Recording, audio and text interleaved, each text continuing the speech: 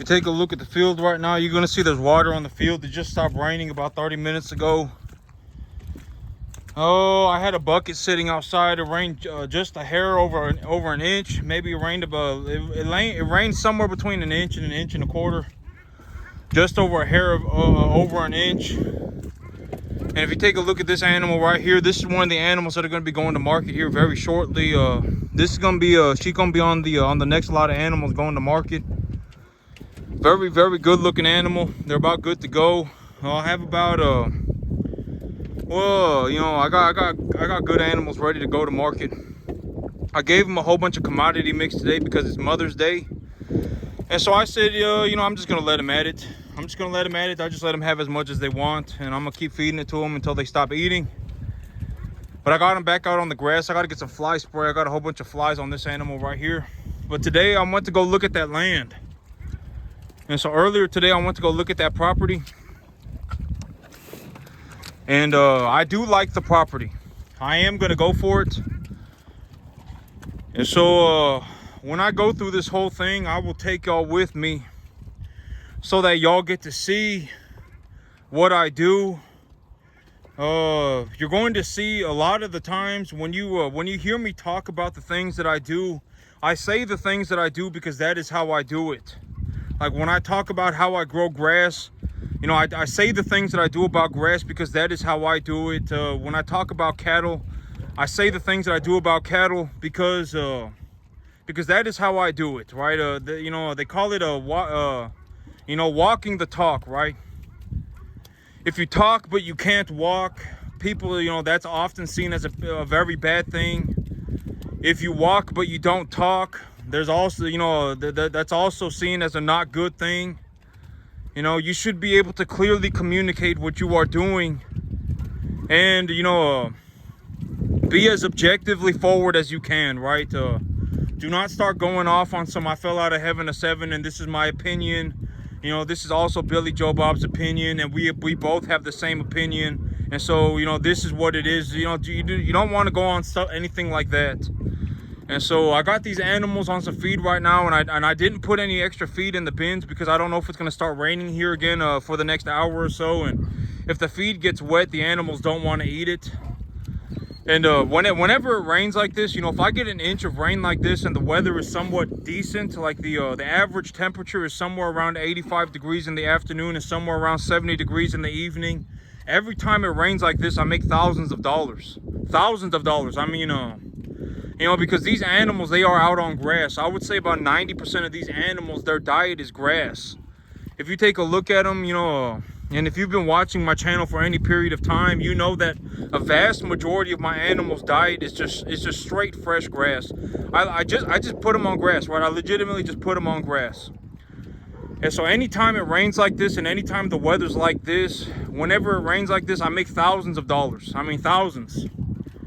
And so tomorrow what I'm gonna do, okay, so in terms of me, you know, talking about the loan, because I know that, you know, if you look across the media and stuff like that, there are a lot of people who go, oh my God, you know, home prices are so high. I can't buy a home. Oh my God, you know, and then they throw a temper tantrum, they throw a fit, and then they go, you know, oh my God, I can't buy a home. I can't believe it. Everything's so expensive. What am I going to do? But I'm going to show you how I do it. I'm going to show you by what I mean by when I go and I take a loan for $250,000, it costs about $1,000 a month. I'm going to show you what I mean by when I take a loan for $350,000, it costs me $1,500 a month. And I'm going to show you what I mean by if it costs me $1,500 to make $15,000, then I don't even consider the $1,500. If it genuinely is going to cost me $1,500 a month to make 15 grand, then I do not consider the $1,500. I do not consider it at all. I don't look at it and go, oh my God, I can't believe this is happening.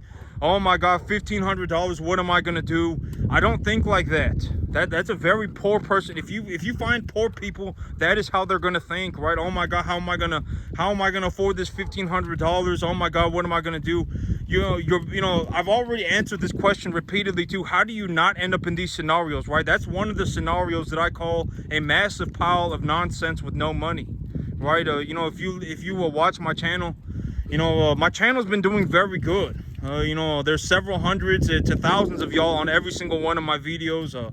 I think my viewership is up by like 25x, like 25 times more viewership on my channel today than there was a year ago. Or, you know, my viewership is going up in a vertical line. And so, you know, I mean, it just is what it is, right? It's just a number on a screen. I mean, my viewership is going up in a vertical line, and there are hundreds and thousands of you on every single one of my videos now. I don't really take a look at the numbers very frequently, but every once in a while I'll get on my channel and I take a look through my numbers, and there are hundreds to thousands of you now watching my video, every single one of my videos. And so, and I figured the reason that you're doing this is because, you know, one of the reasons you're doing this is probably because when you watch me farming, I probably am the best farmer that you have ever seen in your entire life by a landslide, right? I probably am. I mean, but here's the thing, is like, I'm not saying that to sound like a prick, right? I'm just gonna be honest, like even me, right?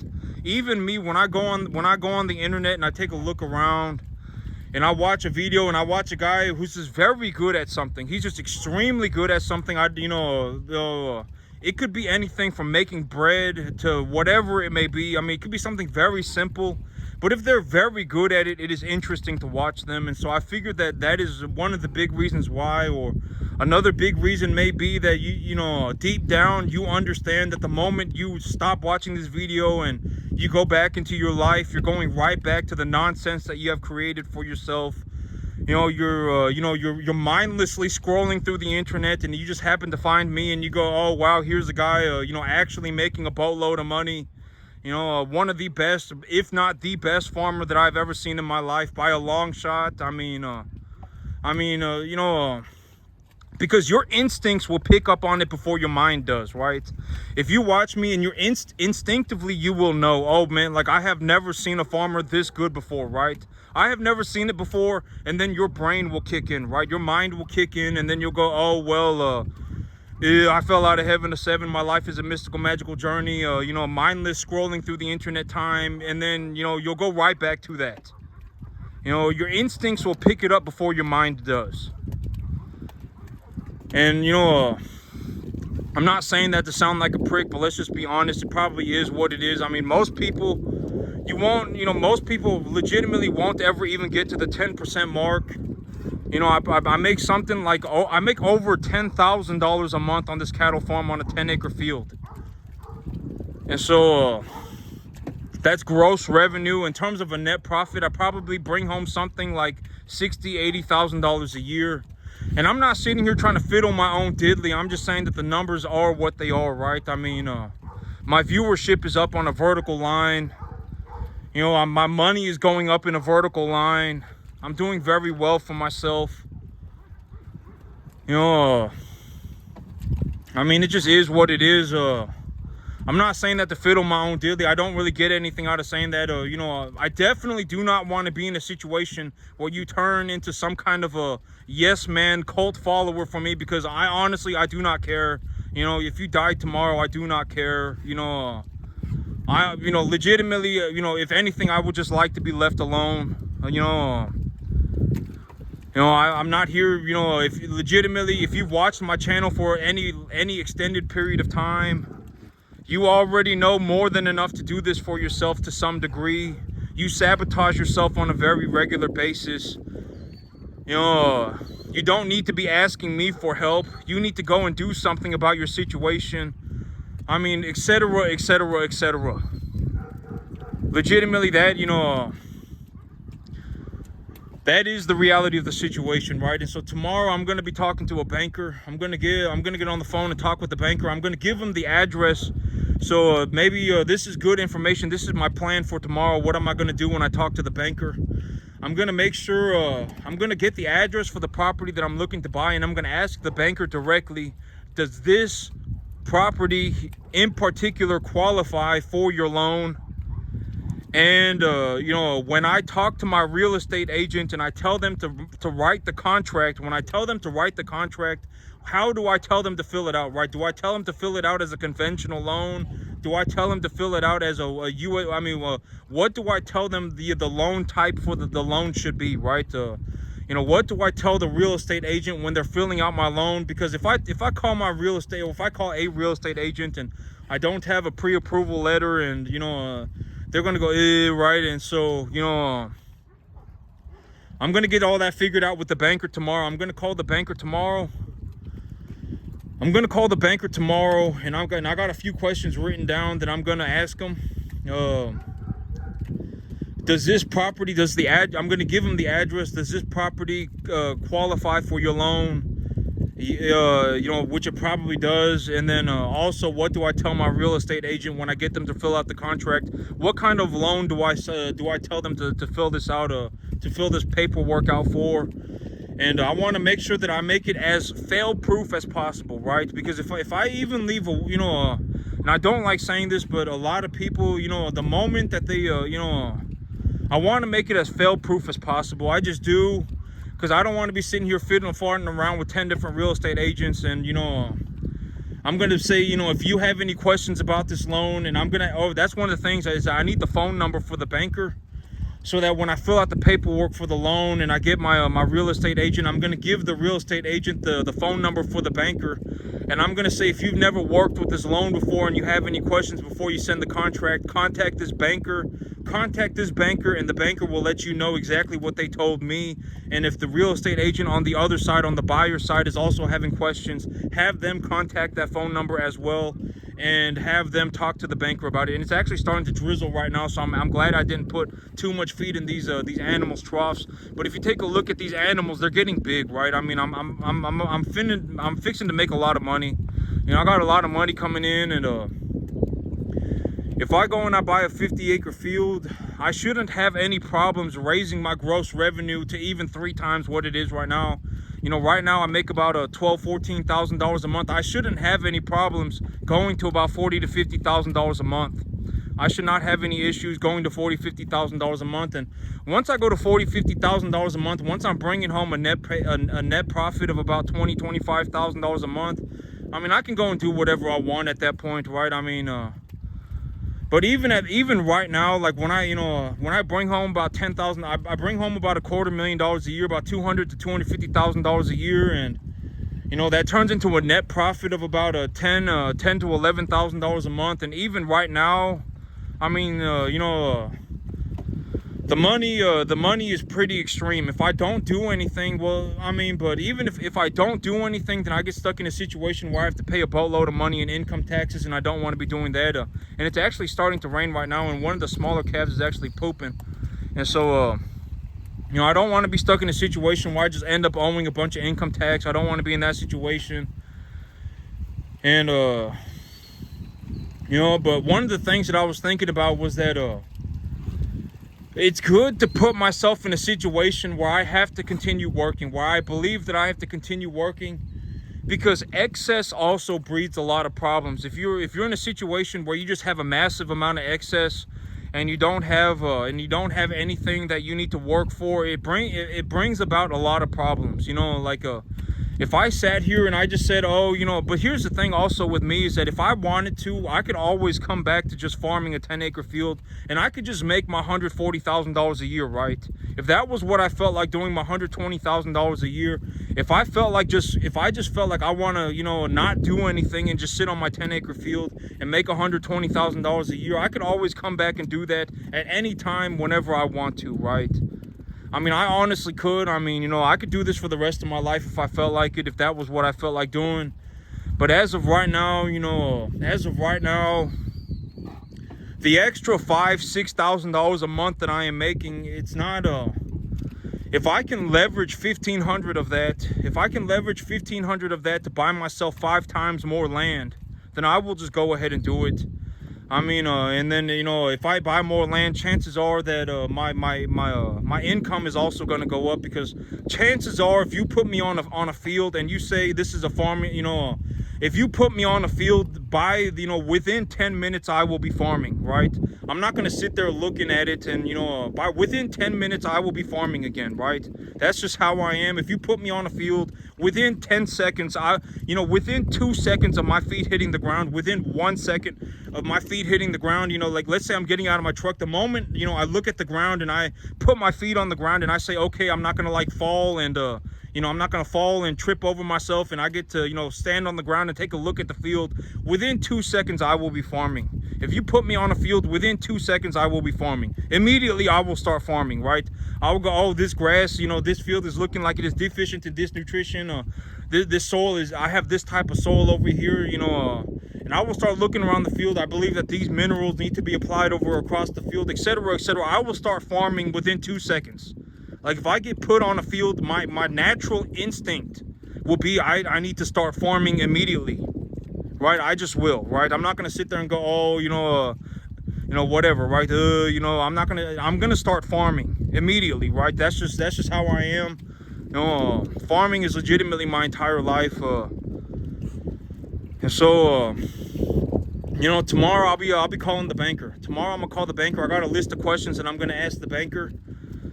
And then I'm gonna get everything squared away, and then I'm gonna get it going. But a lot of times, you know, I've been telling myself this, but I've run into this situation pretty frequently, where as I go, I realize that I'm doing way better than I expected. That's one of my. I always when I take a look at myself, one of the big things that I have a problem with is that I almost always do exponentially better than I expected I would do. And so I always tell myself, don't be so hard on myself. You know, I don't need to be so hard on myself, and I need, when I talk to people, you know, most of the time, you know, I always tell myself that be 100% straightforward with people. You know, I am not asking for your opinion. Essentially, you know, politely, I am not asking, not even politely, but it needs to be known, I am not asking for your opinion. I am telling you that I run 5 cattle an acre. I am looking to run 7 cattle an acre, and I make like $12,000 a month on a 10-acre field. It does not matter if you believe me.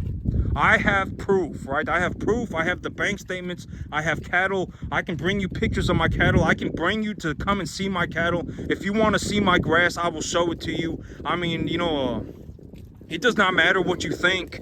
This is something that I say all the time, right? If all you have is a whole bunch of opinions, if you have a massive pile of BS, of nonsense, all you have are opinions, and you have no money, that's not good, right? And so when I go and talk to the banker, it does not matter if you do not believe me. I have the paperwork. I can show you my cattle. I can show you my cattle. I can show you my grass if you want to go and take a look. Do not sit there and go, oh, I don't believe you. Right? I mean, it's because that is like the one way to just absolutely, just piss me off really bad. If you know, another way to do it really bad is if you walk up to me and you turn into an I fell out of heaven a 7. Right, if you walk up to me, the one thing that major pisses me off is if you walk up to me and you tell me I fell out of heaven a 7. In one way or another, that is who you are. That makes me very upset, because I had to work my balls off to get here. You know, I'm legitimately like at a point in terms of skill level, in terms of skill level for farming, I may be the best farmer that you ever see in your entire life. You may never get to see somebody this good at farming ever again your entire life. And so, you know, that's the one, those are 2 ways to really make me upset. If you come up to me and you turn into and I fell out of heaven a 7, or, you know, or I don't believe you, that very, but in reality, if you talk to me, you're going to find that I have certain mannerisms, right? Like when I know that I do this with people, but usually when I talk to somebody, if they do something that really pisses me off, the way that, you know, what happens is I refuse to talk to you again. I will cut off the conversation. I will say it was whatever, good to meet you, or whatever, and then I will essentially just leave. I won't even say it was good to meet you. You know, I mean, this has happened several times. I went to go and estimate a field, and the guy was asking me for a discount, and you know, I said I'm not, and I just told him I wasn't going to do it. I'm not going to do it, and then and then I had another guy, you know, at the cattle co-op, or not at the cattle co-op, but at the fertilizer co-op, and he was telling me about his 500 acres and his 200 mama cows, and you know, and that was, you know, another time that, you know, that very, you know, but when I look back in my life and I look at how I handle these things, most of the time it is just, I will legitimately just, in my mind, I will mark you as a moron and I will never talk to you again. You know, because I always say being poor rubs off, but being rich, it also rubs off. And I may as well just be honest, because the thing about me is that God already knows. You know, God knows, I know, you know, God already knows. There's no hiding from God. I mean, you know, it just is what it is, right? I mean, and I'm not saying, you know, but I mean, chances are, you know, once you get to that point, I'm just going to be honest with you. Once you get to that point in your life, you probably cannot be saved. You are probably trapped like that forever, in terms of like in terms of how you mentally go about things. I always say it's very important how you think, right? In terms of how you think, you are probably stuck like that forever. If you ever go into I fell out of heaven a 7 mindset, I don't need to get any better at anything, I don't need to improve anything, I don't have any objective plans to do better for myself. If you don't, you know, and I just fell out of heaven a 7 and I deserve good things, chances are you are stuck like that forever. Chances are you are. I don't like saying that, but let's just be honest, you probably are. And you know, but there are a lot of times when I'll go and I'll talk to people, and you know, you know, I can tell, right? I mean, God knows it, and you know, I fell out of heaven a 7 one way or another. It's I fell out of heaven a 7, and my life is a mystical, magical journey. One way or another, that is what is going on with them, and I don't want that rubbing off on me. I definitely do not want that as a part of my life. You know, I have a lot going on for me. I got, you know, I'm running cattle. I got my own business. I still go to work. I got an investment land, a piece of property that I'm looking at. I'm looking at, you know, I got a lot of things that I got to do, right? And so tomorrow I'll be talking to the banker. I'll be talking to the banker, and I'm gonna get it going. But as I go through this thing, I'll take y'all with it. Take y'all with me through all of this, because I know one of the things that a lot of people deal with right now is that they're going, "Oh my God, I don't have money. You know, if I could buy 10 acres, I would all." You know, I can almost guarantee you, if I gave any one of you a 10-acre field, if I just gave you the $600 a month to go and purchase a 10-acre field, if I just gave you the money, even if I gave you double that money, if I gave you $1,200 a month to go and buy yourself a 10-acre field, you would not just show up and run a $250,000 business. You wouldn't. I almost guarantee it. I mean, more than likely, 99% of you, the moment you get the $1,200, you would walk around and go. You would walk away and go do something else. You probably would, right? I mean, let's just be honest. God knows it. I mean, if I gave you $1,200 a month, your instinctive prerogative, your instinctive, like instinctively, you're not going to be like, "Oh, I have $1,200 a month, I should go and buy myself a 50-acre field," right? Because if you listen to me talk, right, it's like, "Oh, I got $1,500 a month. I definitely have $1,500 a month. If I didn't make $1,500 a month, you know, I make like tenfold that amount, right? I make you know, for $1,500 a month, I'm gonna go and buy a 50-acre field, right? You hear me say it all the time, right? For $1,000 a month, I could buy a 25-acre field. And for most of y'all, even if you say you want to be a farmer, the moment that you introduce anything like money or anything, you find out that you don't actually want to be a farmer, and that you know, and you got a lot of problems, and you're never gonna, I mean, I'm not gonna say you're never gonna make it. I mean, if you turned on a dime today and you worked at it for an extended period of time, you could make it. Almost anybody can make it. Nothing that I do is rocket science. I mean, I'm already giving you the answer. I mean, when I started, nobody gave me the answer, right? I mean, I had to figure this out for myself. And you know, but if you listen to me talk, that's one of the big things. And this is also what I mean by rich rubs off. And you want to surround yourself with rich people, because rich rubs off, but being poor also rubs off. And if you listen to me talk, it's like, "Oh my God, I got, you know, I make about $5,000 a month right now. I make about $5,000 a month of net profit. If I leverage a third of that, I can go and buy myself a 50-acre field." You know, and listen to me talk, right? I mean, listen to my ideas, right? "Oh, I'm gonna go and talk to the banker tomorrow." If you want to figure out how much money you can borrow, you talk to the banker. You don't sit there and try and figure it out yourself, because it's a waste of time. The banker will figure it out for you. And so, you know, But that's it for me today, YouTube. Y'all have a good one.